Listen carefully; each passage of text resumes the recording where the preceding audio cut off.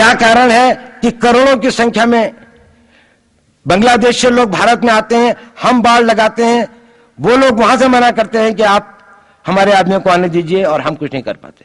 और भारत में 2 करोड़ नागरिक रहते हैं, हम हर एयरपोर्ट के ऊपर में इमिग्रेशन की चेक पोस्ट लगाते हैं कि कहीं पर कोई एक आदमी बिना पासपोर्ट के या बिना वीजा के भारत में प्रवेश न कर जाए। यहां पर लाखों की संख्या में, करोड़ों की संख्या में लोग आते हैं। सुप्रीम कोर्ट भी ये वो करता है कि जिन लोगों ने जो इसके लिए जिम्मेदार हैं, उन्होंने जो काम किया है वो भारत के ऊपर आक्रमण के बराबर काम किया है।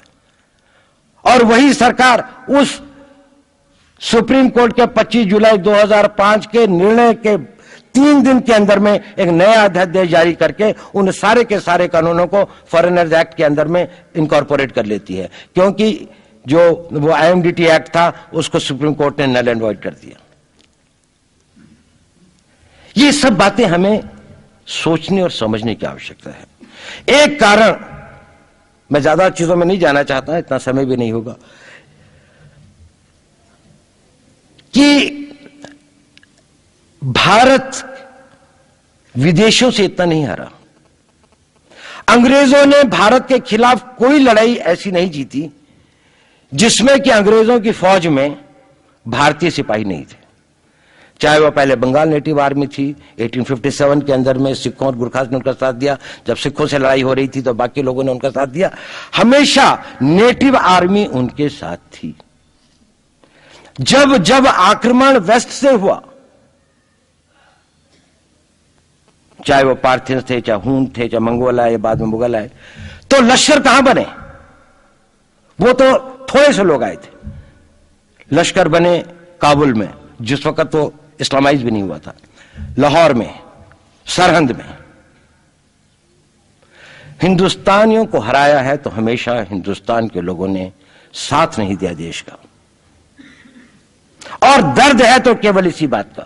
भारत के इतिहास में अगर दर्द केवल इस बात का नहीं है कि विदेशियों ने हमारे साथ क्या किया, उनका तो हम मुकाबला कर लेते।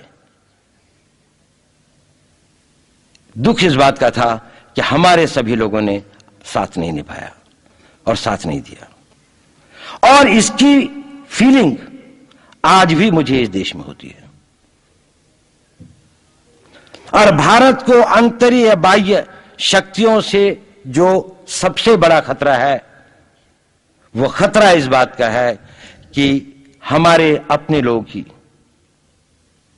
कहीं राष्ट्र की सुरक्षा, राष्ट्र की अस्मिता, राष्ट्र के गौरव का सौदा न कर बैठे, अपने आज के सुख के लिए अपने भविष्य को अंधकारमय न कर दें।